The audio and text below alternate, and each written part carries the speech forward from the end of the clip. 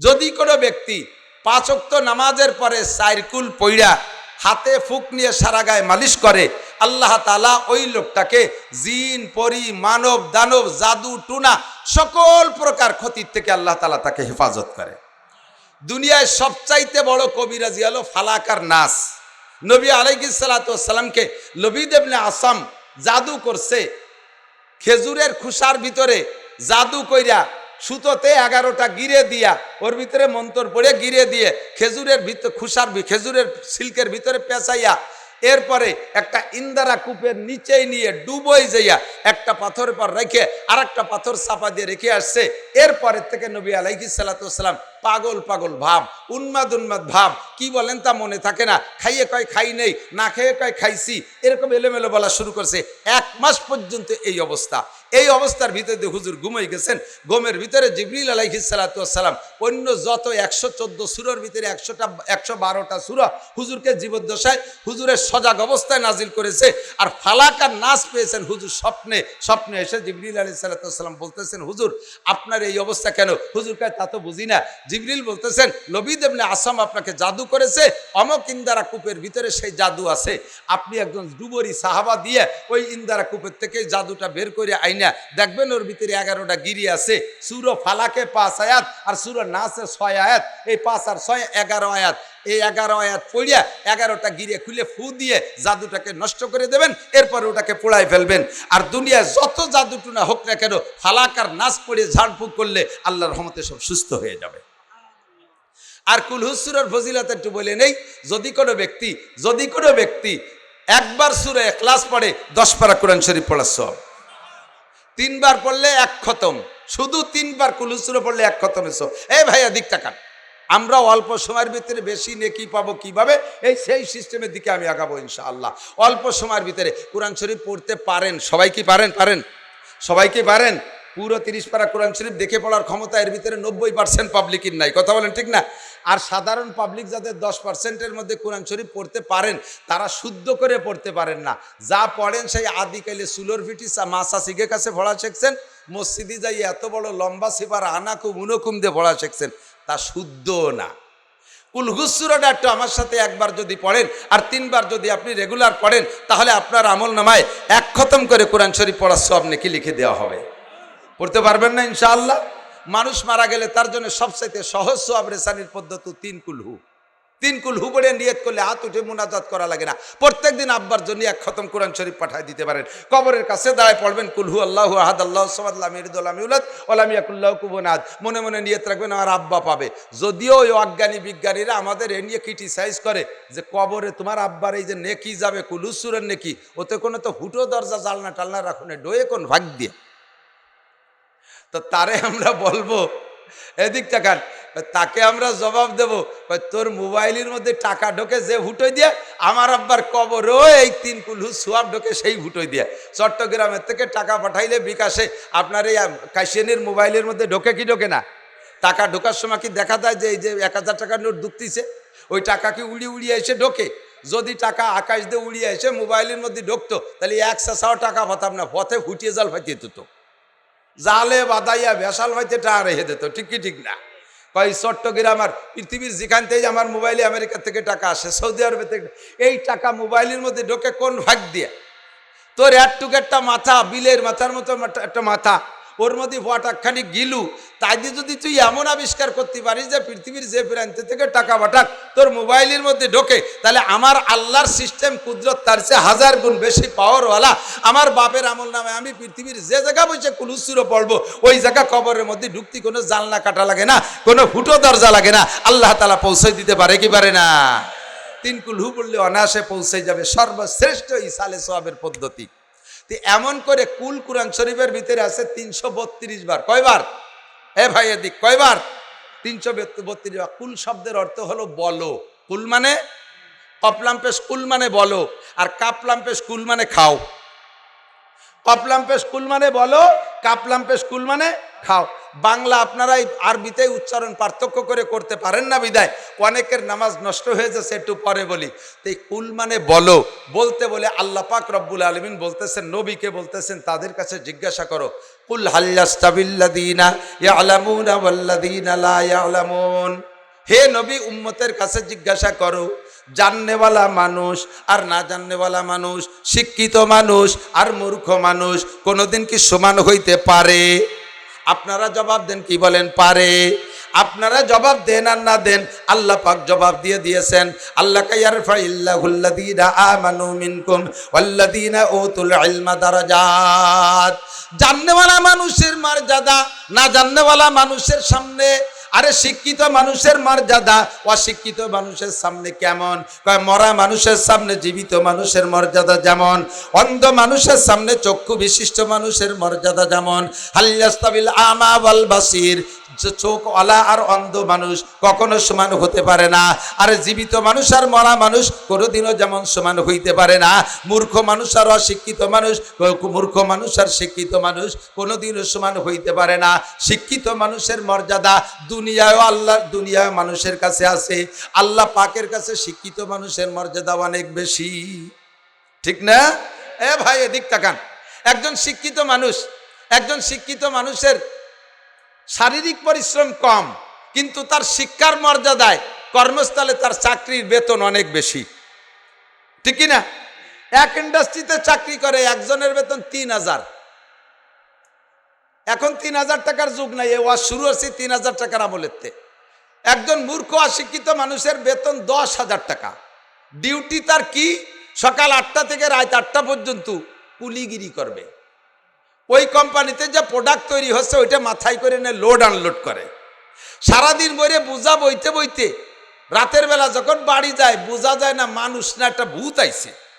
আর যদি আলকাতরা কোম্পানিতে চাকরি হয়, লোকটা যদি মোটা সোটা বুড়িয়ালা হয়, রাতের বেলা আলকাতরা টিন মাথায় আসছে, একটা হুটো টিন নিতে মাথায় দিয়ে চেষ্টায় পড়িয়ে সারা গা ভাইসে কালা হয়ে গেছে। রাতের বেলায় বাসায় গেলে স্ত্রী বুঝতে পারে না স্বামী হয়েছে না আলকাতরার বেড়ে লাইছে। দুয়াই মুসাই কিরাসিন তেল যে না হয় দুয়াইয়ে পরে আতর দিয়ে ঘরে উঠানো লাগে। ঠিক না? পরিশ্রম তার কি পরিমাণ, বেতন তার ১০,০০০। ওই কোম্পানিতে চাকরি করে আর একটা লোক হুইল চেয়ারে বসে, এসি গাড়িতে আসে, বাথরুমেও তার এসি, সব জায়গা তার এসি, তার অফিস রুমে এসি, সর কোম্পানির পক্ষ থেকে দামি দামি বাড়ি তারে দেশে সব কিছু ওকে। লোকটার ডিউটি হলো আইসে টেবিলি চেয়ারে বসবে, হাজিরে খাতায় সই করবে, অথবা পাঁচ দিয়ে হাজিরা দিয়া কিছুক্ষণ জিম ধরে থাকবে। খাদেম খুদ্দাম আছে ৪-৫টা, চা নাস্তা কেক কোক পাইপ পুইপ ইত্যাদি ফিল্টার মিল্টার খাওয়াইয়া কিছুক্ষণ বসায় রাখবে। জিম ধরে খানিক জিম ধরে থেকে মাঝে মাঝে ইন্ডাস্ট্রিজের মধ্যে একটা গুল্লি দিয়ে চলে যায়। আই এম ভেরি উইক, আজকে বেশিক্ষণ থাকতে পারতেছি না। মাসে ৩ দিন ৪ দিন ৫ দিন ডিউটি করে আর ভেরি উইক পেয়ে চলে যায়। মাসের ১ তারিখে ৩ লাখ টাকা বেতন। এই যারা লেখাপড়া শুইস না, 7.5 পাস করে অটো একখান নিয়ে রাস্তায় নামিয়ে গেছো, নসিমনের ধাক্কা খাইয়ে খালের মধ্যে যে শীতে পড়ি দাও। লেখাপড়া বাদ দিয়ে খালি মোটর সাইকেল, বাদে লেখাপড়া করবো কি? সব জায়গা খালি বৈষম্য, চাকরি বাকরি দেয় না, পড়ালেখা শিখলে তাকে বলি লাভ কি? এটাও একটা কথা, এটা বেকায়দা কথা না। তবে ভালো করে মনে রাখো, জাননেওয়ালা শিক্ষিত আর মূর্খর ভিতরে আকাশ পাতালের পার্থক্য। কথা বলেন ঠিক কি ঠিক না? আমরা ছোটবেলা পড়তাম, মন দিয়ে করো সবে বিদ্যা উপার্জন, সকল ধানের চেয়ে বিদ্যা মহাদান, এই দান নাহি কেউ নিতে পারে কেড়ে, যতই করি বেদান ততই যাবে বেড়ে। দুনিয়ার সব কিছু দিলে সাথে সাথে কমিয়ে যায়, আর দুনিয়ায় বিদ্যা যত দেবেন সঙ্গে সঙ্গে বাড়ে। বিদ্যা কোনোদিন বিদ্যানের থেকে কমিয়ে যায় না। ঠিক কি ঠিক না?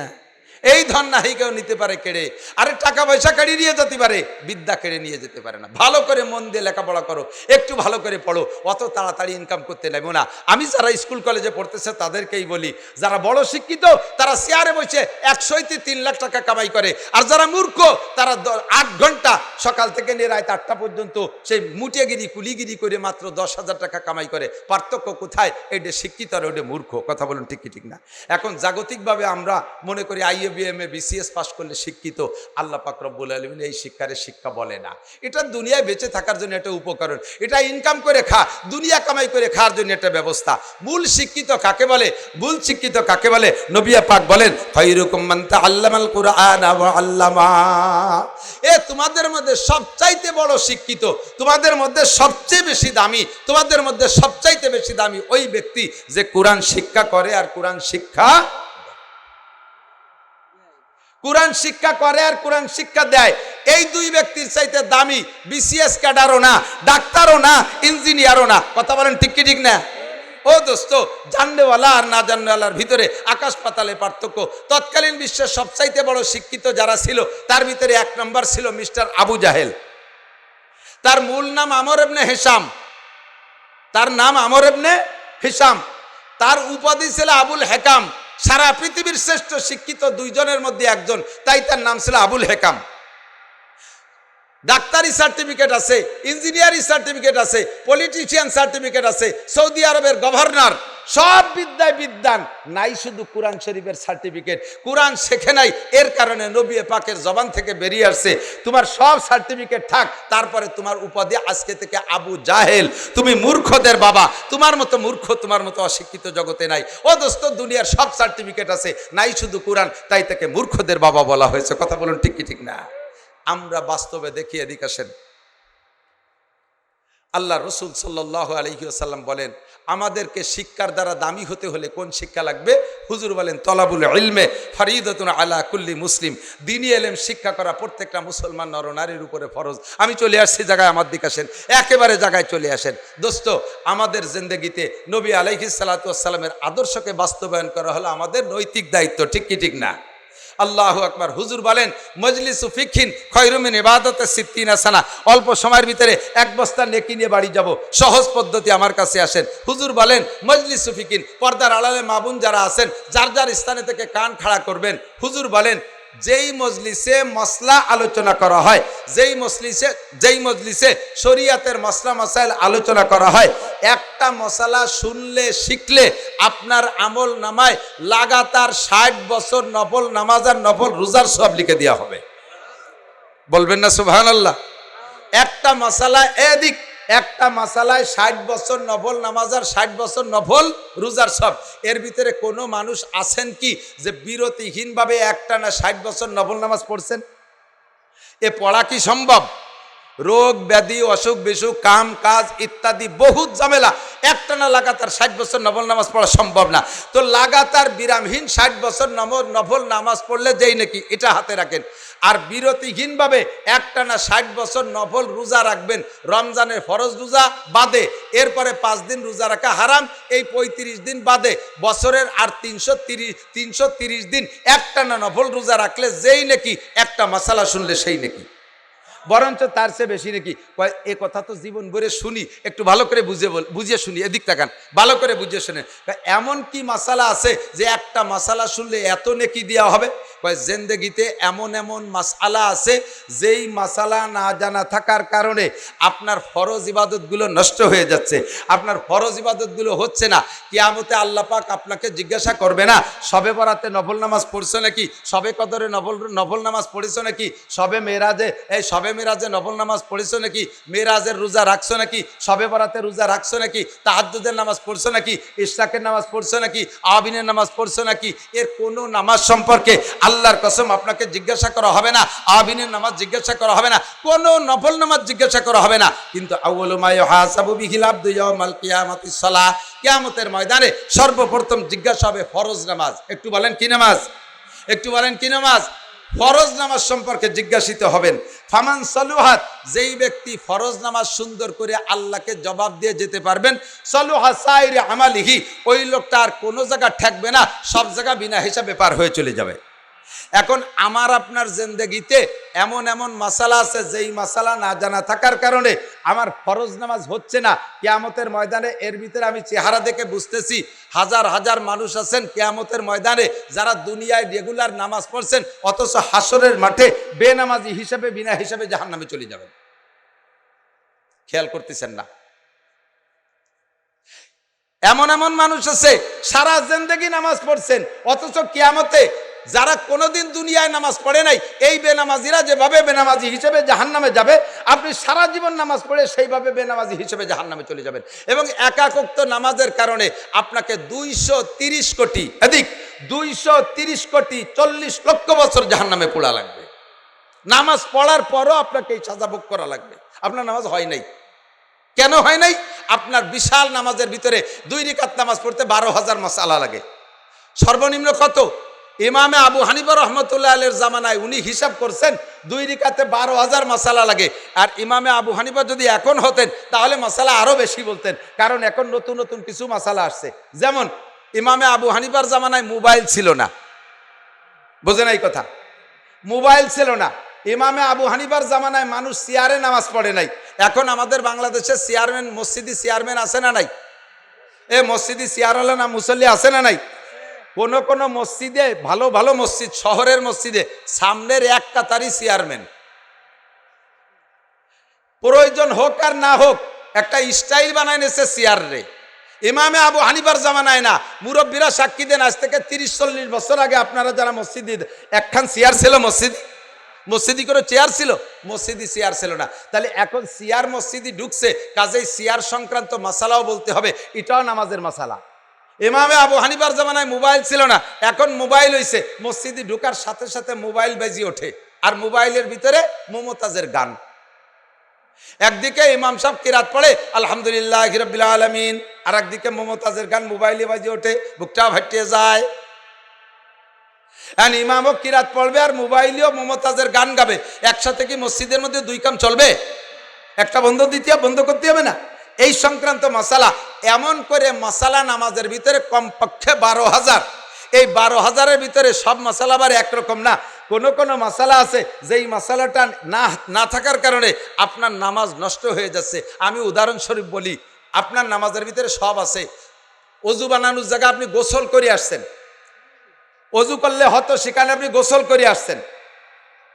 এদিক সাধারণ আপনি মোটামুটি একটা পায়জামা পরে একটা গেঞ্জি গায়ে দিয়ে নামাজ পড়লেও হতো। আপনি সুন্নতি পায়জামা পরে জুব্বু একটা গায়ে দিয়েছেন সৌদি আরবের মতো 43 বন্ধের। টুপি মোটামুটি একটা মাথায় দিলেও হতো, তা পরে টুপির উপরে আবার 3 খেতে যে বাগড়ি একটা বাঁধছেন। সব কিছু ওকে, মোটামুটি যায় নামাজে নামাজ পড়লেও হতো, সে জায়গায় 1 ইঞ্চি মকমলের সৌদি আরবের যায় নামাজ বিছাইছেন। তাহলে বাহ্যিক সবগুলো বড় দামি। এবার কায়দা মতো দাঁড়াইয়া প্রথম রেখাতে আলহামদুসুরো পড়ে সুরো বাকারা ভরে ফেলাইছেন 2.5 পারা। দ্বিতীয় রেখাতে আলহামদুসুরো পড়ে সুরো আল ইমরান পড়ে ফেলাইছেন তা প্রায় 2.5 পারা। তাহলে সব কিছু কত বড় বড়।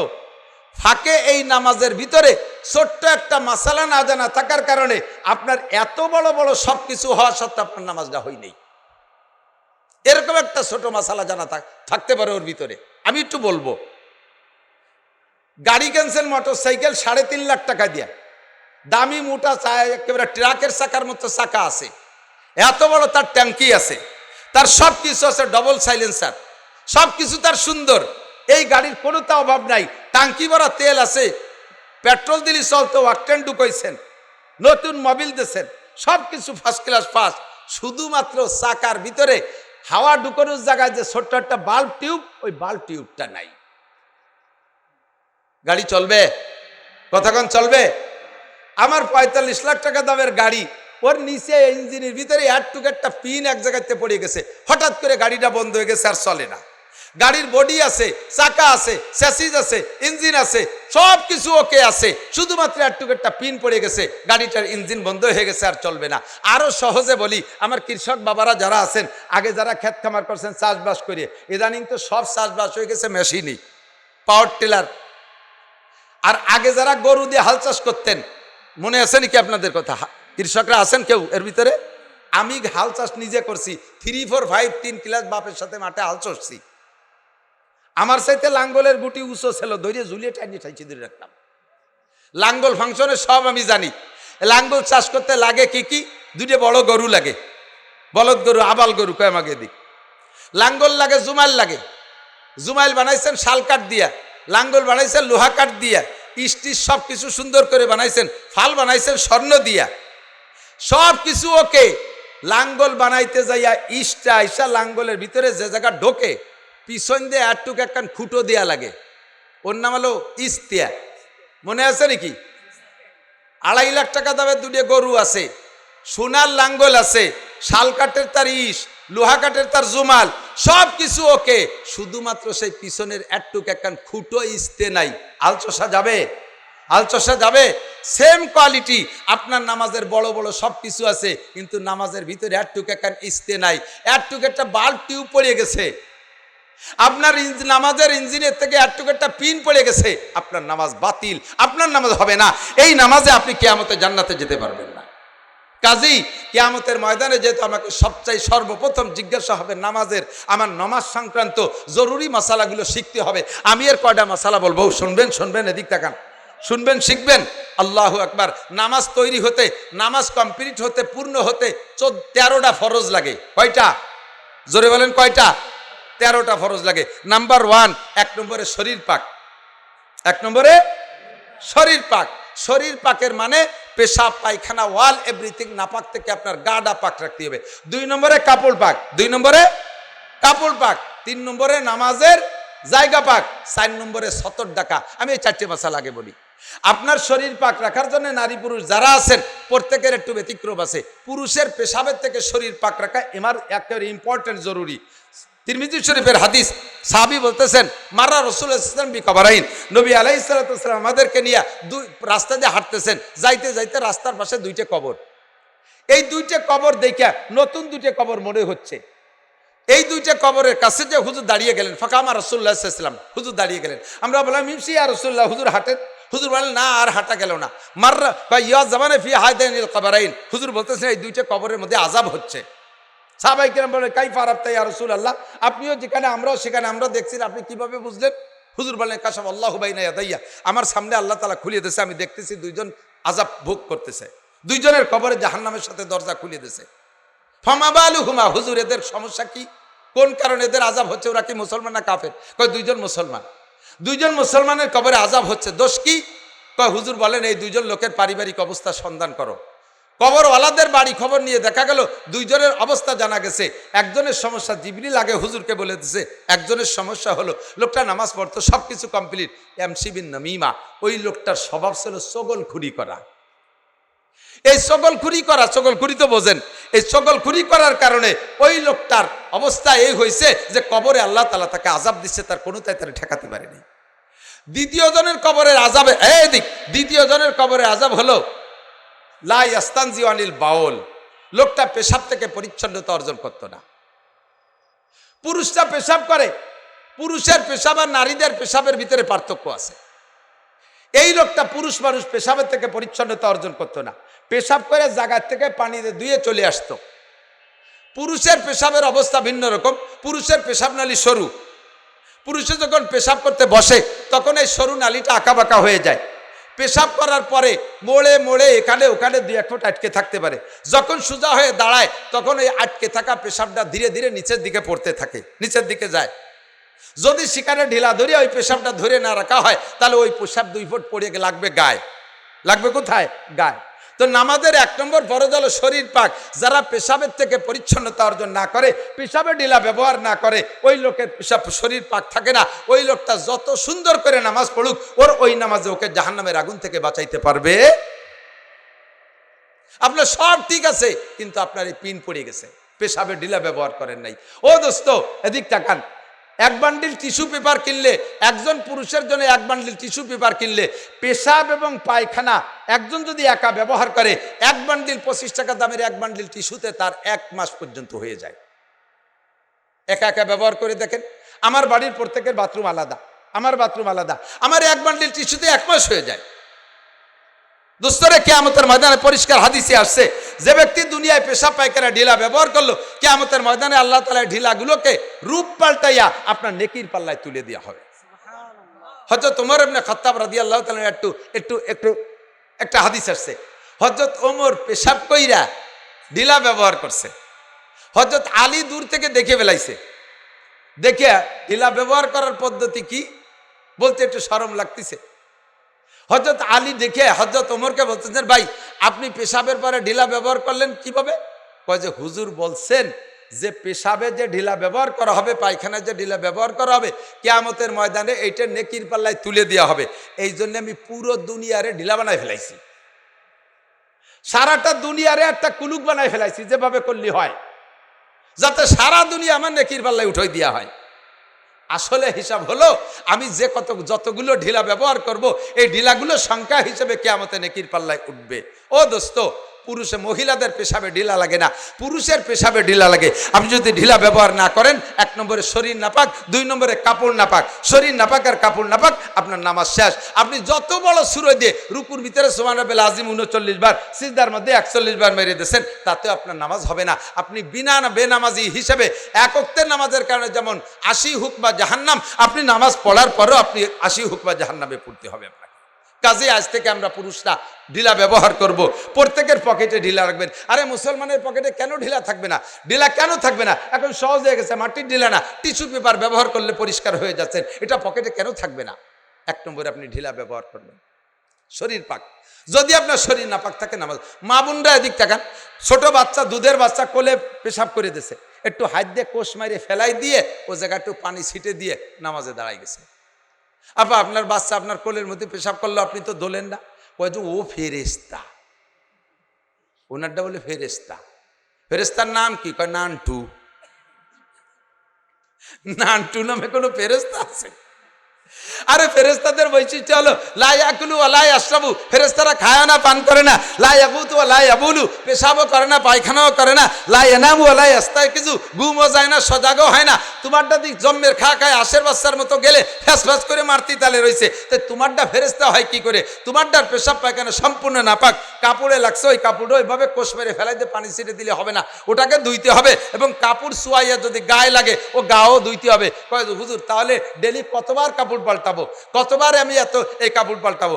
এত কাপড় তো আমার নেই। হ্যাঁ, আপনার কাপড় বেশি নাই, ঠিক আছে, নামাজের জন্য একটা কাপড় আলাদা করে রাখবেন, আপনার স্বাভাবিকভাবে ডেলি ব্যবহার করার কাপড় ব্যবহার করবেন। আপনি নামাজের জন্য যে কাপড়টা রক্ত হইলে পরনের কাপড়টা পাল্টাইয়া নামাজের কাপড় পরে আপনি নামাজ পড়েন, আবার আপনি পাল্টাইয়া সেই কাপড়টা পরেন, তাহলে আপনার নামাজ সুন্দর হবে। মা বোনরা এই জায়গা থেকে দারুণভাবে অলস। এ ভাই এদিক তাকান, যারা গরু পালেন, ষাঁড় পালেন, বলদ পালেন, এই ইমামে আবু হানিফা রহমাতুল্লাহ আলাইহি শরীয়তে সব কিছু ভিতর ধরে মাইপে ধুইছে। বলদ গরু, ষাঁড় গরু পেশাব করলে 5 হাত সেটে, কয়াত, আর গাই গরুতে পেশাব করলে 8 হাত সেটে। গাভী দোয়ানোর সময় 90% গাভী দুধ দোয়ানোর সময় পেশাব করে দেয়। যিনি গাভী দোয়াচ্ছেন উনি মহিলা হইলে বা পুরুষ হইলে একটু হাতুনটা বা কলসটা বালতিটা ধরে মুড়াইয়ে পাশা ফিরে দিয়ে আর একদিক ফিরে বসে, উনার ভিটির উপর দিয়ে ছিটে যায় দুধের মধ্যে পড়তেছে, সেই দুধ নিজেও খাচ্ছে আর বেটাকে খাওয়াই দিচ্ছে। বাটিপাড়ার বাজারের থেকে একবার 10 কেজি দুধ নিছি, 10 কেজি দুধ নিয়ে সেই দুধ খাইতে পারি নাই। প্রথম যেটুক জাল দিছে সেইটুকির ভিতরে পুরো গরুর ছানার গন্ধ। সেই থেকে তওবা করছি, আর বাজারে দুধ খাই না, এখনো দুধে গাই পালি, এই দিন বইরে গায়ের গ্যাস কেটে বেড়াই, যে বাজারে দুধ খাওয়ার কায়দা নাই। ওই পেশাব পড়ছে, সেই অবস্থা আমার আপনার খাওয়াই দিছে, হারাম খাওয়াইছেন, আপনি কিয়ামতে দায়ী হয়ে যাবেন। এবার আপনার আর একদিক ফিরে বসছেন, আপনার গায়ে গাভীর পেশাব সিটে লাগছে, আপনি নামাজি মুসলমান, সময় মতো ওযু বানায় নামাজ পড়ছেন, আপনি কাপড়টা চেঞ্জ করেন নাই। লা ইস্তানজি আনিল বাউল, হুজুর বলেন ওই লোকটা উট চড়াইতো, দুম্বা চড়াইতো, গরু চড়াইতো, ঘোড়া চড়াইতো, গাধা চড়াইতো, সেখানে পেশাব থেকে পরিচ্ছন্ন থাকতো না, বিদায় তার নামাজ হয় নাই। আর আযাবুল কবর, নামাজ কবর আযাব মাফ হওয়ার জন্য 5টা কি বলা হয়, নামাজে 5টা পুরস্কার, তার ভিতরে 2 নম্বর পুরস্কার হলো নামাজি ব্যক্তিকে আল্লাহ তাআলা নামাজের ওসিলায় কবর আযাব মাফ করে দেয়। এখন যদি নামাজই না হয় তাহলে আপনার কবর আযাব মাফ হবে কি করে? কাজে আপনাকে পেশাব থেকে পরিচ্ছন্ন থাকতে হবে। নারীদের পেশাবে ঢিলা লাগবে না, পুরুষের পেশাবে ঢিলা লাগবে, তবে নারী পুরুষ সকলের পায়খানায় ঢিলা ব্যবহার করা জরুরি। বিশেষ করে পুরুষের চাইতে মহিলাদের পায়খানায় ঢিলা বেশি ব্যবহার করা জরুরি। কিন্তু আন্তর্জাতিক খ্যাতি সম্পন্ন অলস বিটিরা পায়খানায় মোটে ঢিলা ব্যবহার করবে না। মহিলাদের পায়খানায় ঢিলার প্রতি গুরুত্ব বেশি কেন? তাদের হাতের মই মশলা আমরা খাই, যদি তারা পায়খানা ঢিলে ব্যবহার না করে তাহলে হাতের করের ভিতরে একটু একটু করে থেকে যাবে, বছরে যা আপনার খাওয়াই দেবে তা গুছালি পিরায় 1 ওয়াক্তের পায়খানার সমান হয়ে যাবে। একটু ভালো হইলে বাঙ্গায় না, কলিপাড়া ভিতরে হিট করে না। তো এই নাপাক আর পায়খানা গুমুত যাতে আমরা না খাই, এজন্য মহিলাদের ব্যাপারে তদারকি করবেন। উন্ডা জম্বের অলস, এই আপনি তবলিগে যাচ্ছেন, বাথরুমের ভিতরে এক বান্ডিল টিস্যু ঝুলোই থিয়ে যাবেন, বউরে কয়ে যাবেন যে দেখো এই টিস্যু ব্যবহার করো। দেখবেন যে আপনি এক মাস পরে 40 দিন চিল্লে দিয়ে এসে দেখবেন সেই টিস্যুর প্রতি বাঁকড় সাহেব বাসা বাঁধিয়ে ফেলাইছে, উনি খুলিও দেহে নেই। ঠিক কি ঠিক না? আসেন এরপরে মাসালা, আমরা অজু বানাইয়া কাপড়টা সুন্দর করে পরবো। নামাজের ভিতরে কাপড় পরি, এমনি সময় টাকনু শুয়ে লুঙ্গি পরি, নামাজের সময় একটু উঠোই পরি, এমনি সময় টাকনু শুয়ে প্যান্ট পরি। এ হাদিসে আছে ক্বালা রাসূলুল্লাহ সাল্লাল্লাহু আলাইহি সাল্লাম মান জাররা ইজারাহু বাতারা লাম ইয়ানজুরিল্লাহু ইলাইহি ইয়াউমাল কিয়ামাহ। যেই ব্যক্তি টাকনু শুয়ে কাপড় পরে, এদিক যেই ব্যক্তি পুরুষরা টাকনু শুয়ে কাপড় পরে, লাম ইয়ানজুরিল্লাহু ইলাইহি ইয়াউমাল কিয়ামাহ, ওই লোকটা নামাজ পড়ুক, রোজা রাখুক, হজ করুক, যাকাত দিক, তাবলীগ করুক, সরবরাই করুক, যত বড় পীরের মুরিদ হোক না কেন, ওই লোকটা হজ করুক আর উমরা করুক, কিয়ামতের ময়দানে ওই লোকটার দিকে আল্লাহ ফিরেও তাকাবে না। আমরা মনে করি এই টাকনু শুয়ে কাপড় শুধু নামাজের ভিতরে। ও দোস্ত, এইটা সর্বক্ষণ। এ আমার যুবক ভাইরা, টাকনুর নিচে কাপড় পরবা না, প্যান্টারে কাইটা খাটো করো। আমরা এমনি সময় লম্বা থাকে, নামাজের সময় একটু বাস দেই, 2-4 বার উঠতি বসতি, সে জায়গা মতো খুলিয়ে জায়গায় চলে যায়। প্যান্টারে বানাইছে এমন ভাবে টাকনুর নিচে দিয়ে যাইয়ে স্যান্ডেলের নাহের দাঁড়িয়ে বার হয়ে গেছে, আর তার তলায় কোনো কাপড় নাই। সিজদা বা রুকুতি যখন যায় তখন খেলা দেখা যায়। দেখছেন না আপনারা? আমি বানাই বলি, গেঞ্জিটা আর প্যান্টার মুখ দাঁড়ালি সমান সমান, 70 টাকা আছে, বাস দোষ নেই। যখনই রুকুতি গেছে তখন টাইট হয়ে গেছে, প্যান্টটা ওই দিক সরিয়ে চলে গেছে, গেঞ্জিটা এই দিক চলে আইছে, হাসার গিরে গুড়ি 1 বিঘত বার হয়ে গেছে। 2 নম্বরে 70 টাকা ফরজ। বলেন 70 টাকা? 70 কাকে বলে? পুরুষের 70 নাভির উপরের থেকে, নাভির উপরে একেবারে এ পাশ ও পাশ সব পাশ, নাভির পাশে ঢাকা আছে গেঞ্জি দিয়ে, প্যান্ট দিয়ে, কিন্তু পিছন পাশে সিজদা বা রুকু থেকে খানিক বেরোয় গেছে। এই বেরোয় যা 70 ফরজ, যেটা ঢাকা ফরজ, এইটা যদি নামাজের মধ্যে খুলে 3 তসবিহ পরিমাণ খোলা থাকে, সুবহানা রাব্বিল আযীম, সুবহানা রাব্বিল আযীম, সুবহানা রাব্বিল আযীম, একটুক টাইম যদি খোলা থাকে তাহলে নামাজ বাতিল। মহিলাদের নামাজের ভিতরে চুলের আঘাত থেকে পায়ের তালু পর্যন্ত নামাজের মধ্যে ঢেকে রাখা ফরজ, কোনো অঙ্গ বেরোইতে পারবে না। মহিলাদের নামাজের ভিতরে হাত একটা অঙ্গ, চুল একটা অঙ্গ, পা একটা অঙ্গ, বগল একটা অঙ্গ, এক একটা অঙ্গ আলাদা। কাপড় যদি নামাজের ভিতরে পড়ছে ঠিক করে, কিন্তু নামাজের ভিতরে ফ্যানের বাতাসে মাথাতে কাপড় পড়ে গেছে, মহিলা মনে করছে যে আমি তো দাঁড়াইছি তো ঠিক মতো, পরে ফ্যানে ভেলাই দিলে আমার দোষ কি? ওই অবস্থায় উনি নামাজ পড়ে উঠছে, ওনার নামাজ হয়নি। সিজদার থেকে উঠে যখন বসছে, বাচ্চা 2 বছরই একটা দুধ খায়, সে আইসে সুযোগ পেয়ে মার গায়ের কাপড় টান দিয়ে ফেলাই দিয়ে দুধ খাওয়া শুরু করে দিয়েছে, এক পাশ দিয়ে কাপড় গাছ থেকে খুলে ফেলাই দিয়েছে। 3 তসবিহ পরিমাণ খোলা থাকলে নামাজ বাতিল।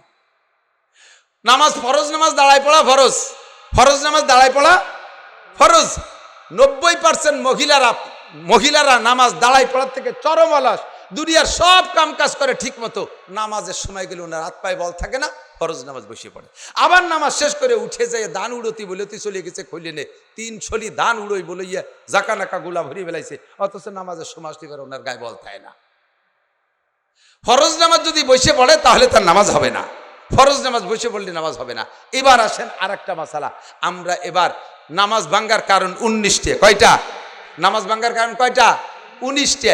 এই নামাজ ভাঙ্গার কারণগুলো আমার অহরহ ঘটে যাচ্ছে, অথচ আমি না জানা থাকার কারণে আমার নামাজ আমি পড়িয়ে যাচ্ছি, আপনার নামাজ হচ্ছে না। যেমন এদিক তাকান, তার ভিতরে নামাজ ভাঙ্গার কারণ 19টের ভিতরে 1 নম্বর কারণ হলো নামাজে কেরাত অশুদ্ধ পড়া। নামাজে কেরাত শুনবো, ইন্টারভিউ নেব নাকি? এই ইন্টারভিউ নেব? আমি জানি দেখতে যত সুন্দর ডকের, আসলে অত ডকের না। তবলিগে 3 চিল্লা দেশে, অথচ আজও পর্যন্ত কোরআন শরীফ শুদ্ধ করে পড়তে পারে না। বেশ কয়েক বছর আগে এই পাশের নাম আমি ভুলে গেছি, ওই যে ফোম কোম্পানিতে চাকরি করে না, যেন ফোমের ব্যবসা করে, কি যেন নাম, ওই ব্যাসপুরীর ওই পাশে ইবাদতের মাহফিলে আমি আসছি। ওই জায়গায় নড়ালির থেকে একটা তবলিগ জামাত আইছে, ওই পাশের নড়ালির থেকে, জেলা নড়ালির থেকে তবলিগ জামাত 3 দিন ওখানে কাটানোর পরে তবলিগের আমির সাহেব ওই দিন মাহফিলের দিন শেষ 3 দিনের 3য় দিন, ওই দিন ওই মাহফিল ওনার মসজিদের কাজ সাইরা আমার মাহফিলে আসছে, আইসি আমারে ধরছে, হুজুর আপনি সারা দেশে ওয়াজের মধ্যে তবলিগি রস করেন, আপনার এলাকায় তবলিগ করতে পারেন না? এই এলাকার মুসলমানরা আজও কলেমাটাও পড়তে পারে না। আমি বলে কি মুসলমান কলেমা পড়তে পারে না? এরকম মুসলমান এখনো আছে। কয় হুজুর আমরা যে মসজিদে আসছি ওই পাশে কোন মসজিদে যেন আসছে, আমাদের মসজিদে 3 দিন পর্যন্ত 3 বুড়োরে কলেমা মস্ক করাচ্ছি, আজকে আমি লাস্টে পরীক্ষা নিছি, আজও কলেমা পড়তে পারে নাই, অথচ নামাজ পড়তে পড়তে কপালে দাগ হয়ে গেছে। নিয়মিত ইশরাক পড়ে, আওয়াবিন পড়ে, তবলিগের সময় লাগাইছে, অথচ আজও কলেমাটা শুদ্ধ করে পড়া শেখে। আমি তো পড়ে কি কয় যে আজও আমার লাস্টে ইন্টারভিউতে জব কলেমা শুনেছে লা ইলাহা মুহাম্মাদুর রাসূলুল্লাহ। আমি ধমক দিছি, মিয়া আজ 3 দিন পড়াছি লা ইলাহা ইল্লাল্লাহ মুহাম্মাদুর রাসূলুল্লাহ, এখনো ইল্লাল্লাহ কইতে পারেন আপনি? কি আজ বাদে কাল যাবেন মরে, রাতারাত পড়ে যেতে পারেন, এখনো কলেমাটা শুদ্ধ করে পড়তে পারেন না? সে বুড়ো আমারে কয়, মিয়া সব জায়গার কলেমা একরকম না, বুঝাইছে তোমাকে নড়াইলে কলেমা ইল্লাল্লাহ আছে, আমাকে গুফাইলে কলেমা ইল্লাল্লাহ নাই। ও মুসলমান, নামাজের ভিতরে অশুদ্ধ পড়েন, সূরা ফাতিহা জিজ্ঞেস করলে এর ভিতরে 90% পাবলিক শুদ্ধ করে পড়তে পারবেন না। কথা বলেন ঠিক কি ঠিক না? একামত দেন। আমি আমার মাদ্রাসার মসজিদে কুরবানির বন্দে সম্ভবত সব ছাত্ররা চলে গেছে, হুজুররা কেউ নাই, একা একা মসজিদে নামাজ পড়ি। একজন পাবলিক আছে আমার পাশে, ও পড়তে করতেই নামাজ পড়ে, ও সব মাদ্রাসা খোলা থাকলে মাদ্রাসা পড়ে, এমনি সময় পড়ে। ও মুসল্লি আর আমি একা, আমি ইমাম। ওরে এখন বললাম যে তুই ইকামত দে, তোরে ইকামত দিতে কইছি, ও ভাইলা টের পায় না। আমি কই ইকামত দে, ইকামত বুঝিস না? ও কানে হাত দিয়ে আজান দেওয়া শুরু করে দিছে, একামত দিতে যে আজান দিয়ে শুরু করে দিছে। এত মাদ্রাসায় এত আলেম উলামার ফেসের মধ্যে আজও ইকামত চেনো না। আবার ইকামত দিতে যে ইকামতের যে কোয়ালিটি তা শুনলি শয়তানও হাসতে হাসতে বেরোয় চলে যায়। আজান দেয় 12-14টা মসজিদের আজান মাইকে শোনা যায়, 14 মসজিদের আজান 14 রকম। আরে আজান কি 14 রকম না একরকম? এক এক মসজিদে এক এক রকম আজান। কেন? আজানের মস্ক নাই। আল্লাহু আকবার, আল্লাহু আকবার, আল্লাহু আকবার, আল্লাহু আকবার, আশহাদু আন্না লা ইলাহা ইল্লাল্লাহ, আশহাদু আন্না লা ইলাহা ইল্লাল্লাহ। আজান দিস, ইকামত দেয়, কত কাদামি সালাহ, কত কাদামি সালাহ, আইউলাতের সালাহ, আইউলাতের সালাহ। মৌলানা মুজিবুর রহমান যুক্তিবাদী কইছিল এক মস্কারি গল্প। কয়ে গেছি লন্ডন যাই এক মসজিদে দেই যে নামাজ পড়তে ঢুকছি, মসজিদে যে একামত দিচ্ছে, তো একামতে হাইয়াল আল ফালা যা কইল তাতে শোনা যাচ্ছে হালার বোথালা, হালার বোথালা। পরে না পরে ধরছি, এ তোর বাড়ি কোন জায়গা? পরে আমার বাড়ি বাংলাদেশের সিলেট।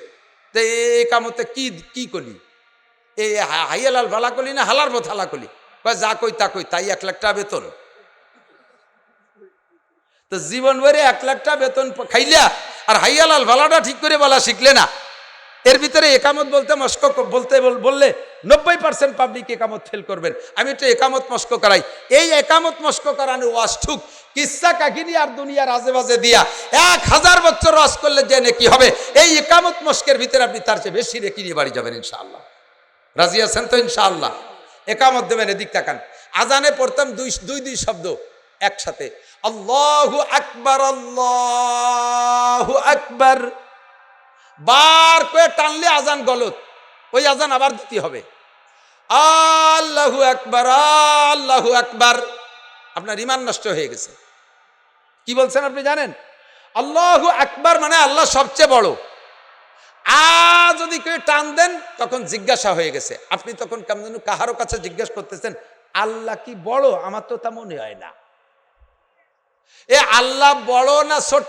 আল্লাহ যে বড় এইটা কি কাহারো কাছে জিজ্ঞাসা করবেন না স্বীকার করবেন? বলেন জিজ্ঞাসা করবেন না স্বীকার করবেন? কিন্তু আপনি যে আজান আর ইকামত দিয়েছেন আরে টান দিয়ে এইটা আপনি জিজ্ঞাসা করে ফেলেছেন, হামজা ইস্তেফাম, আল্লাহু আকবার। এরপর আবার আপনি বলেন আল্লাহু আকবার, আল্লাহু আকবার। এ আরেক মাইর কইছেন আল্লাহু আকবার। কি কইছেন জানেন? আল্লাহ বড় বেয়াদব, আল্লাহ বড় উশৃঙ্খল।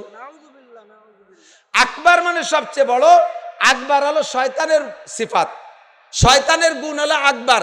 আকবার মানে উশৃঙ্খল, আকবার মানে বেয়াদব, আকবার মানে উশৃঙ্খল। আল্লাহ কি বেয়াদব উশৃঙ্খল? কিন্তু আপনি বলছেন আল্লাহু আকবার, তার মানে আল্লাহ উশৃঙ্খল। তাহলে আপনার নামাজ কি হয়েছে? ইন্না সলাতা তানহা আলী, এই পিন পড়ে যাচ্ছে, এগুলো সব পিন পড়ে যাচ্ছে, বাল্ব টিউব খুলে যাচ্ছে, লাঙ্গলির ইস্তে খুলে গেছে। এর কারণে আপনার নামাজে আপনারা বিড়ির থেকে ফিরেতে পারে না, আপনার নামাজে আপনারা বেপরদার থেকে ফিরেতে পারে না, আপনার নামাজে আপনারা সুদে কারবারতে ফিরেতে পারে না, আপনার নামাজ আপনারা ঘুষ খাওয়া থেকে ফিরেতে পারে না, আলটালে থেকে ফিরেতে পারে না, জারি যাত্রা করসা গাজীর গান থেকে ফিরেতে পারে না, আপনার নামাজে আপনার ঠাউর বাড়ি মেলায় যাত থেকে ফিরেতে পারে না, মদ গাজা ইয়াবা ফেন্সিডিল হিরোইন থেকে ফিরেতে পারে না, পরের জমি জাল দলিল করা থেকে ফিরেতে পারে না, জিনা ব্যভিচার থেকে ফিরাইতে পারে না, দুধে পানি দেওয়ার থেকে ফিরাইতে পারে না, মিথ্যে কথা থেকে ফিরাইতে পারে না। নামাজের দায়িত্ব ছিল এই সমস্ত আকাম থেকে ফিরেলো, কিন্তু আপনি নামাজ দ্বারাই শুদ্ধ করতে পারেন নাই, এর কারণে আপনার কোনো আকাম থেকে ফিরেতে পারতেছে না। কষ্ট হচ্ছে? অপ্রয়োজনীয় কিছু বলতেছি? সমস্যাগুলো আছে না নাই কথা বলেন। এরপরে এদিক তাকান, এবার একটু আজান একামতটা মস্ক করাই দে, এদিক এদিক আজান দেবে মুয়াজ্জিন। অনেকে আজান দেওয়ার জন্য পাগল, বুড়ো জীবন ভরে আজান দিয়েছে ভুল আজান, এ ফাঁকে যদি বুড়ো রাস্তায় দেরি দেহে কেউ শুদ্ধ আজান একটা দিয়ে ফেলে, বুড়ো গদগদ করে মসজিদে নামাজ না পড়ে আইটি চলে যায়, নামাজ পড়বো না, আমার আজান আর এক করে দিয়ে দিছে। তোমার আজান দিতে এত লোভ, তা তুমি যে ছাতা আজান দাও ওতে তো আজান হয় না। কয় যে হযরত বিলালের ভুল আজান, এটাও আমরা শুনছি। আরে ভুল আজানের অনুমতি আছে, আপনি ভুল আজানের অনুমতি আছে কখন জানেন? আপনার বিলাল রাদিয়াল্লাহু আনহু আশহাদু আল্লাহ কইতে পারতো না, আশহাদু কইতো। তার কারণ হলো উমাইয়ার বাড়ির গোলাম ছিল। হযরত বিলাল মুসলমান হওয়ার কারণে, কলেমা পড়ার কারণে উমাইয়া লোহা পুড়াইয়া হযরত বিলালের জিহ্বায় সেকা দিয়েছিল। সেই সময় জিহ্বাটা পুড়ে খাটো হয়ে গেছে, তাই সে আশহাদু শিন কইতে পারতো না, আশহাদু কইতো। আপনার জিহ্বে পুড়াইছে কোন উমাইয়া?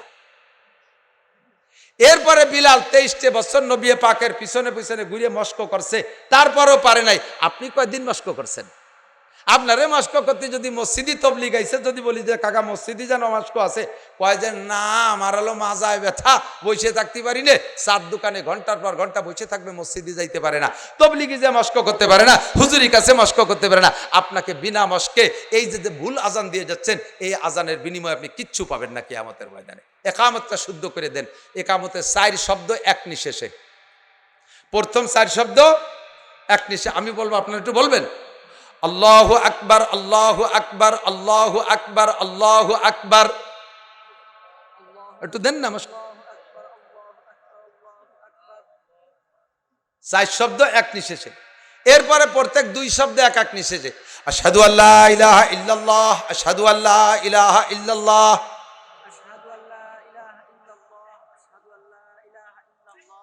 আশহাদু আন্না মুহাম্মাদার রাসূলুল্লাহ, আশহাদু আন্না মুহাম্মাদার রাসূলুল্লাহ।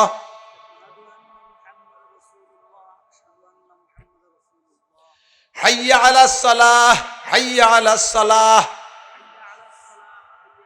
অনেকে কয় হাইয়া আলাস সালাতে, হাইয়া আলাস সালাহ, এতে হবে না। হাইয়া আলাস সালাহ, হাইয়া আলাস সালাহ। অনেকে কয় হাইয়া আলাল ফালাহ, হাইয়া আলাল ফালাহ, মাঝে একবার হাই কই একটা গাই দেয়, এ গাই হবে না।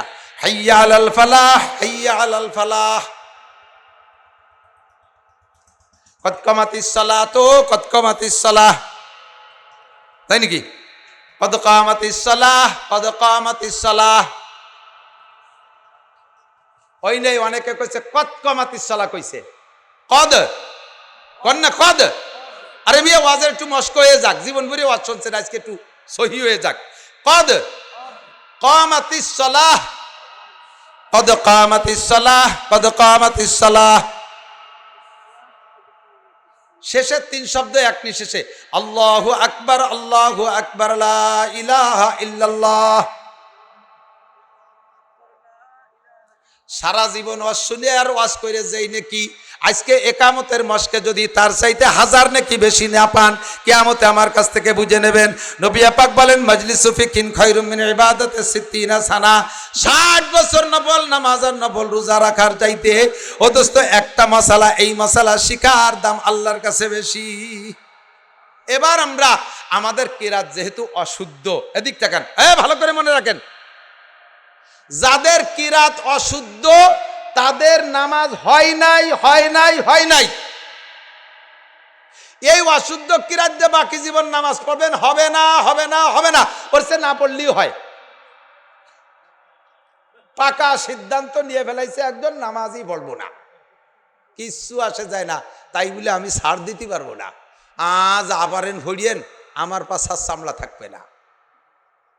আমি আমার জায়গায় টাইট, অশুদ্ধ কিরাতে যারা পড়ছেন কিছু হয় নাই, সামনেও হবে না। একটা অপশন খোলা আছে, বিগত ভুল নামাজগুলো শুদ্ধ হয়ে যাবে। একটা অপশন খোলা আছে, সেটা হলো আজকে রাত্রে প্রতিজ্ঞা করতে হবে আগামীকাল সকালবেলা নাদিয়া কায়দা কিনে এই মাদ্রাসায় হুজুরির কাছে পড়বো, অথবা আমাদের মসজিদের ইমাম সাহেবের কাছে ভর্তি হয়ে যাব, হুজুরির কাছে আলিফবা থেকে পড়া শিখবো। এই কোরআন শরীফ আমি শুদ্ধ করে না পড়া শিখে দুনিয়া থেকে মরবো না, এই প্রতিজ্ঞা করে ভর্তি হবেন। এখনই নিয়তটা করে ফেলেন যে আমি কোরআন শরীফ শুদ্ধ করে পড়া শিখবো। আরে সারা জিন্দেগি নামাজ পড়লাম, তা যদি নাই হলো তাহলে এই নামাজ দিয়ে কি হলো? আর কিয়ামতে আমাকে যদি নামাজ পড়ার পরেও সাজা কাটতে হয়, তাহলে আমি এরকম নামাজে আর কি হলো? আমি নামাজ শুদ্ধ করে পড়া শেখার জন্য কোরআন শরীফ শুদ্ধ করে পড়া শিখবো। এই প্রতিজ্ঞাটা এখন করেন। ফজরের আগে যদি আপনি মারা যান, ফজরের আগে যদি আপনি মারা যান, বিগত জীবনের সমস্ত ভুল নামাজকে আল্লাহ তাআলা শুদ্ধ করে আমলনামা ভরিয়ে দেবে। সুবহানাল্লাহ। আহা, জজবা তৈরি করতে পারলাম না, বুঝেন নাই কথা? নিয়ত করতে হবে আমি কোরআন শরীফ কালকে থেকেই পড়া শেখা শুরু করব। মহিলাদের কোরআন শরীফ, মহিলারা একটু কোরআন শরীফ বেশি পড়ে, কিন্তু কিচ্ছু হয় না, কিচ্ছু হয় না। ওই এক সময় কইতা মারেন ব্যাঙ্গানু সালাম দিছি, বিটিরা একটু রাগ হয়। মক্তবের হেলপারি তো করছি আমি, জানি কে কেমন পড়ে। আল্লাহু আকবার। কিচ্ছু হয় না, অথচ রমজান মাসে 5 খতম দিয়ে দেয়, মাসে মাসে খতম একটা দেয়, কিচ্ছু হয় না। শুদ্ধ করে না পড়ে, অশুদ্ধ যদি 1000 খতম পড়েন, তার চাইতে একটা হরফ শুদ্ধ করার জন্য মেহনত করলে আল্লাহ বেশি নেকি দান করবে। এজন্য মেয়েদের মহিলা মাদ্রাসায় যাওয়া ফরজ হয়ে গেছে, মেয়েদের মহিলা মাদ্রাসায় যাওয়া ফরজ। আপনারা আমরা ভুল করছি, আমরা বড় হয়ে গেছি, সময় নাই আমাদের। আমি তবলিগে গেছি, 13 সালে তবলিগে গেছি, 20 জনের একটা জামাত নিয়ে গেছি, স্টুডেন্ট নিছি, স্কুল কলেজের ছাত্র নিছি 12 জন, আর পাবলিক বুড়ো নিছি 4 জন, এই 16 জন, আর আমরা হুজুর ছিলাম 4 জন। তার ভিতরে খায়রাটের ওই মৌলানা আবুল খায়ের সব ছিল, আবু সাইদ ভাই ছোট ভাই আবুল খায়ের ভাই ছিল। আমরা 4 জনে মেহনত করিয়া 12 জন যুবকরে আলিফবা থেকে পড়াইয়া এক চিল্লের ভিতরে মাত্র 38 দিনে কোরআন শরীফ শিখাইয়া এরপরে 8 পারা সবক পড়াইয়া বাড়ি আনছি। আর বুড়োকে বেরেন তো শক্ত হয়ে গেছে, ওর মধ্যে মানে মানে চৈতি ডেলার মতো শক্ত হয়ে গেছে। তারপরও মোটামুটি জের জবর পেশ, অক্ষর চিনাইয়ে জের জবর পেশ, জজম তাসদিদ পর্যন্ত শিখেই ফেলাইছিলাম। আর একটা চিল্লে সময় দিতে পারলে আল্লাহর রহমতে তাদেরকে কোরআন শরীফ পড়া শিখে বাড়ি আনতে পারতাম। তবলিগি যারা যাবেন, ফাজাইলে আমাল থাক, তবলিগি নিসাব পড়াপড়ি বাদ দেন, হুজুর থাকলে তার কাছ থেকে কোরআন শরীফ পড়া শেখেন। আরে ভাই, আরে না হোক তবলিগি আপনি না যান, বাড়ির কাছে ইমাম সাহেবের কাছে কোরআন শরীফ পড়া শেখেন। ভালো ভালো মুফাসসির কোরআন শরীফের তফসির করে মুফাসসিরে কোরআন, অথচ কোরআন শরীফ শুদ্ধ করে পড়তে পারে না। ওই মুফাসসিরের পিছনে নামাজ পড়া জায়েজ নাই, ওর পিছনে নামাজ হয় না।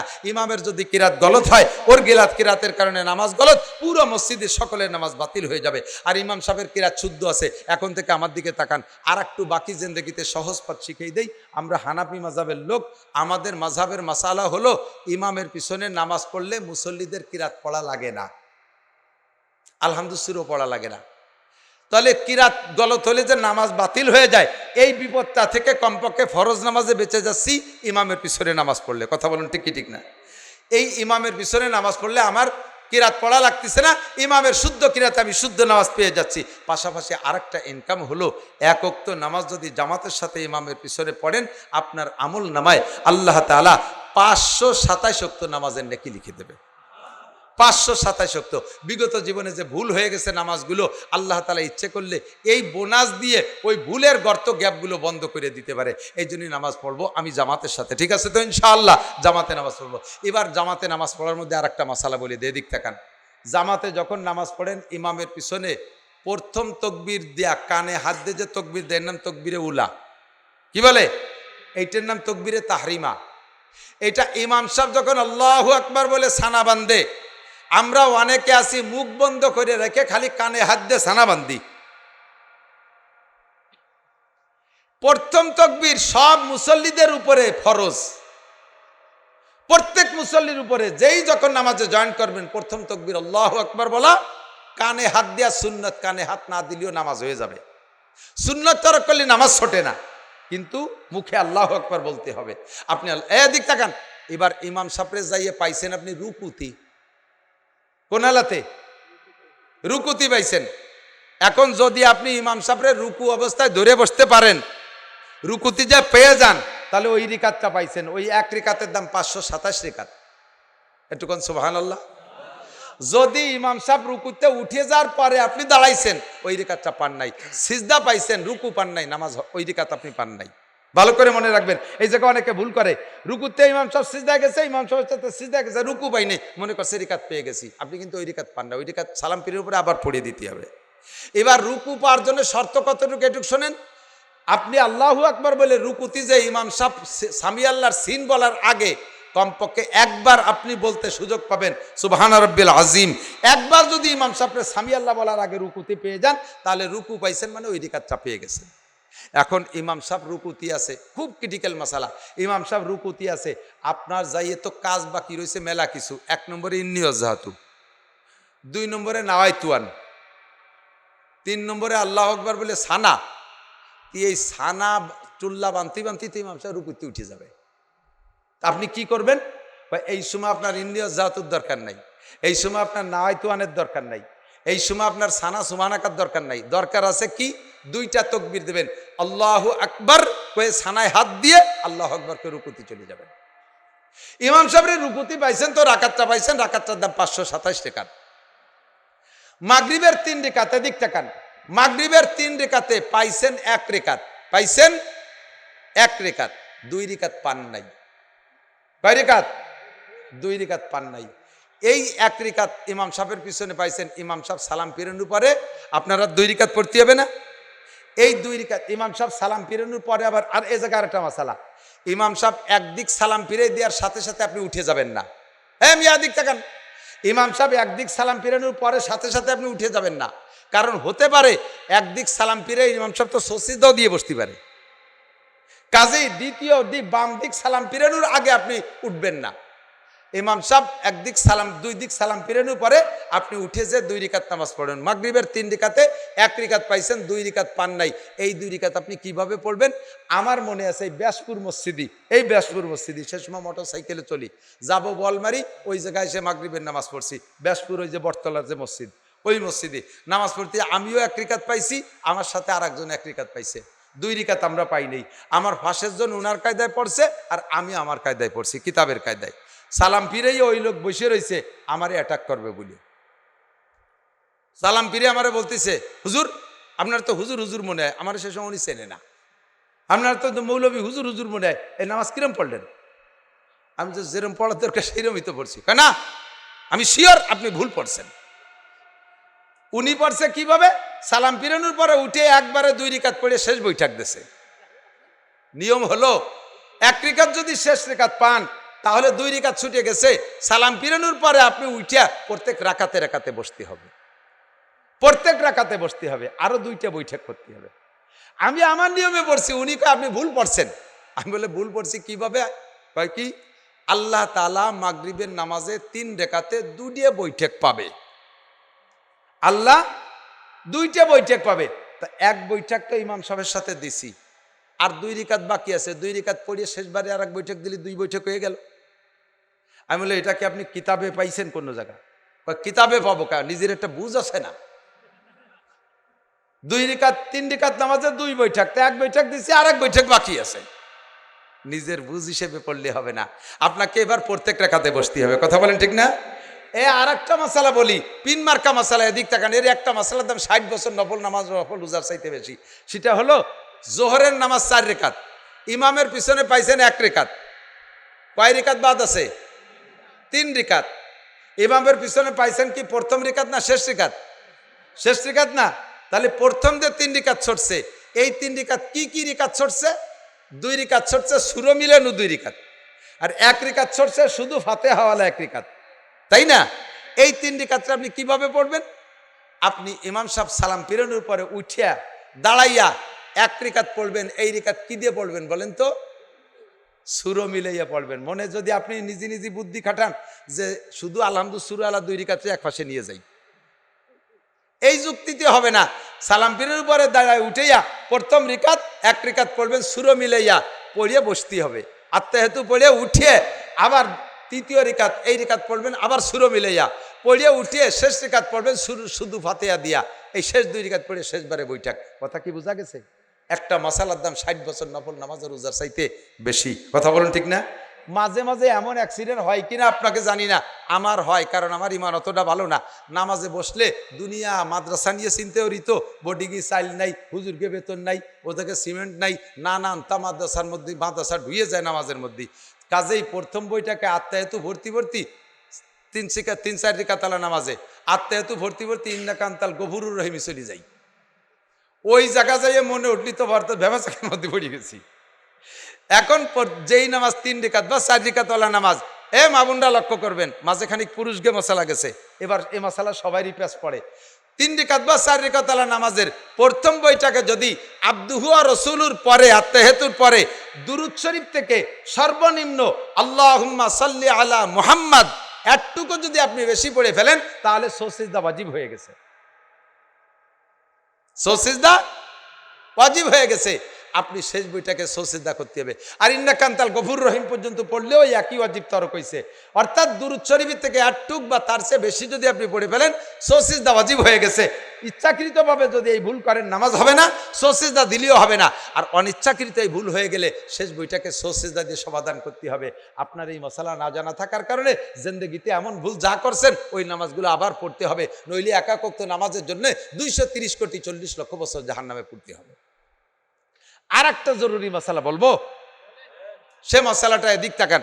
সিজদার থেকে উঠে পুরো টান হয়ে বসা কতটুক টাইম?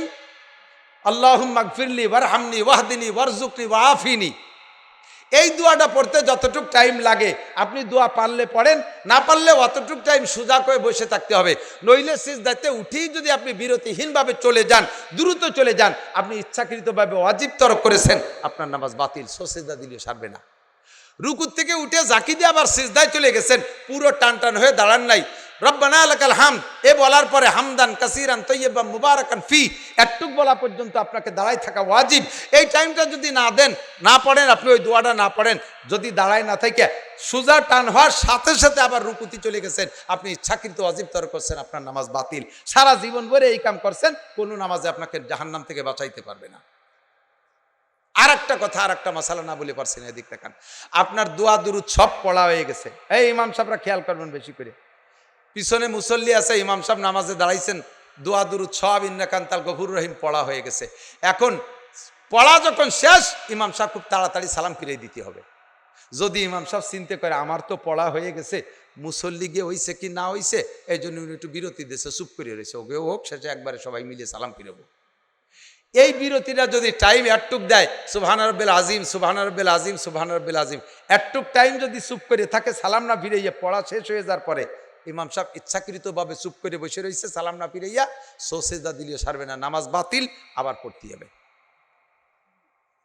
এর এক একটা মাসালার দাম 60 বছর নফল নামাজ ও নফল রোজার চাইতে বেশি। সবচাইতে বড় কথা হলো বাবা, এরকম মশলা যে কত জানি না। ফরজ আর ওয়াজিবের ভিতরে খুব কাছাকাছি পার্থক্য, একই জায়গায় দুটো জিনিস ঢুকে গেছে। এদিক তাকান, নামাজের মধ্যে সূরা ফাতিহা পড়া ওয়াজিব, বলেন সূরা ফাতিহা পড়া ওয়াজিব, সূরা ফাতিহা পড়া ওয়াজিব।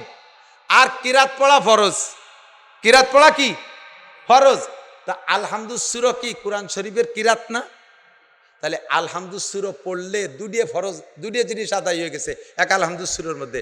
আলহামদুস সূরা পড়া ওয়াজিব তাও হয়ে গেছে, আবার কিরাত পড়া ফরজ তাও হয়ে গেছে। তাহলে তার কিরাত পড়া লাগে না, কয় না, আলাদা একটা সূরা মিলানো ওয়াজিব, আলাদা একটা সূরা মিলানো ওয়াজিব। এই দেখেন একই ফরজ আর ওয়াজিব খুব কাছাকাছি, এই জন্য পার্থক্য করে তলাবুল ইলমে ফরিদাতুন আলা কুল্লি মুসলিমিন ওয়া মুসলিমাত, দ্বীনি ইলম শিক্ষা করা মুসলমান নরনারীর উপরে ফরজ। এখন আপনাদের বাচ্চাদেরকে, আমরা নিজেরা বড় হয়ে গেছি যারা, আমরা ঠকে গেছি, পড়ি নাই, আমাদের ভুল রয়েছে, কিয়ামতের ময়দানে সন্তানরা আমাদের নামে মামলা দেবে। রব্বানা ইন্না আতানা সাদাতানা ওয়া কুবারানা ফাআদাল্লুনা সাবিল রব্বানা আতিহিম দিফাইনা মিনাল আযাবি ওয়া লা'নহুম লানান কাবীরা। ও আল্লাহ, আমার আব্বা আমার কেজি স্কুলে পাঠাইছে গেছি, আমার আব্বা কিন্ডারগার্টেনে পাঠাইছে গেছি, আমার আব্বা ইংলিশ মিডিয়ামে পড়াইছে পড়ছি, আমার আব্বা বিএমএ বিসিএস পাস করাইছে করেছি, আমার আব্বা আমারে মাদ্রাসায় দেয় নাই, আমার আব্বা আমারে কোরআন পড়াই নাই, আমার আব্বা আমারে নামাজ শেখায় নাই, আমার সব ভুলের গোড়া আমার আব্বা মা, আমার আব্বা মা আমাকে ধ্বংস করেছে। আতিহিম দিফাইনা মিনাল আযাবি ওয়া লা'নহুম লানান কাবীরা। আমার আব্বা মাকে আগে ডবল শাস্তি দাও, তারপরে আমি শাস্তি পুরো ভোগ করব। আল্লাহ তুমি তাদের বাচ্চাদেরকে আমার সামনে এনে দাও, পায়ের নিচে ফেলাইয়া পাড়াবো, তারা আমাকে কেন ক্ষতি করেছে? বাবা, ডাক্তার ইঞ্জিনিয়ার বানানো দোষ না, IABM BCS পাস করানো কোনো দোষ না, বিলকুল পড়াবেন কোনো দোষ না, কিন্তু সন্তানকে আগে নামাজ শিক্ষা দেন, আগে কোরআন শিক্ষা দেন, আগে ধর্ম শিক্ষা শিক্ষিত করেন।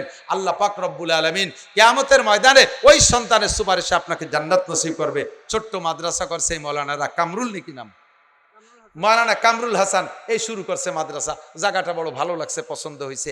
আপনারা স্থানীয়রা সহযোগিতা করবেন, বলবেন আশেপাশে অনেক মাদ্রাসা, এত মাদ্রাসার দরকার নাই। আরে ভাই, আশেপাশে কত স্কুল আছে, আবার কেজি স্কুল খুলছেন কে, আবার কিন্ডার গার্ডেন করছেন কে, কত সরকারি স্কুল আছে, তার ভিতরে বেরাক স্কুলের কি দরকার, ওই গ্রামে স্কুল আছে, এই গ্রামে স্কুলের কি দরকার?